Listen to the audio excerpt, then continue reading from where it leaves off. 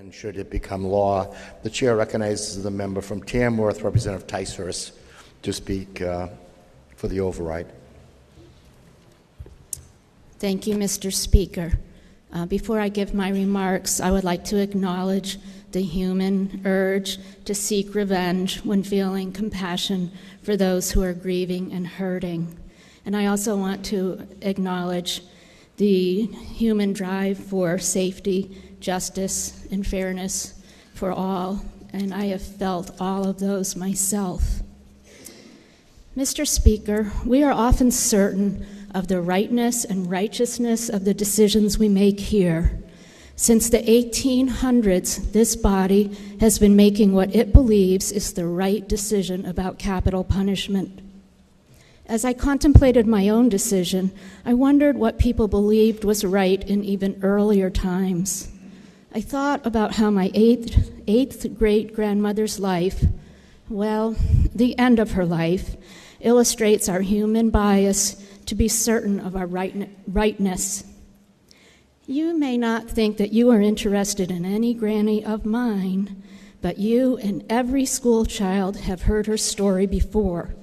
You may not remember her name, but I will remind you, Susanna North Martin, a mother, Christian, and outspoken woman. Susanna was accused of a crime, and she received a fair trial. Well, what was considered fair in her time anyway? Multiple witnesses testified against her, and her body was examined for evidence. Intelligent and respected men made the best decision they could given what was understood at the time. They were intent upon protecting the safety of the people in their community. They believed in doing justice, and they were confident in the rightness and righteousness of their decision. Their decision was to hang Susanna as a witch in Salem on July 19, 1692. Now we are in a new time, but some things remain the same. Intelligent and respected men and women make the best decisions they can about guilt or innocence. They, too, take their duty to protect public safety seriously. They value justice, and they are certain of their rightness and righteousness. And as in previous times, they are sometimes wrong. But some things are different now. We have scientific tools which provide evidence that intelligent, well-intentioned, respected people, witnesses, judges, juries, reporters, and the public can be mistaken. We know this. Right here in our own Representatives Hall, we have heard first-person testimony from people who have been accused of horrific crimes and erroneously given a death sentence, just as Susanna North Martin was. These innocent people were later exonerated, and they are by no means the only ones.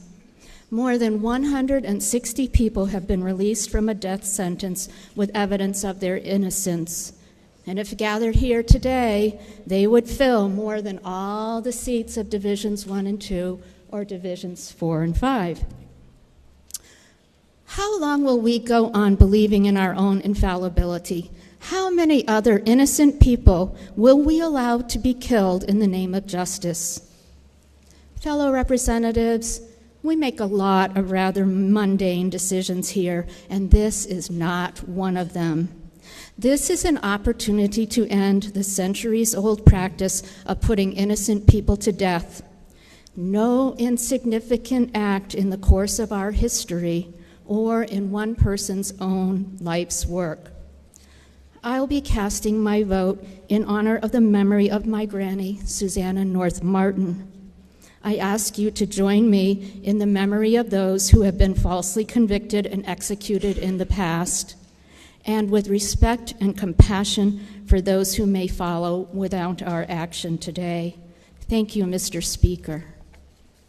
The question before the House is, notwithstanding the governor's veto, shall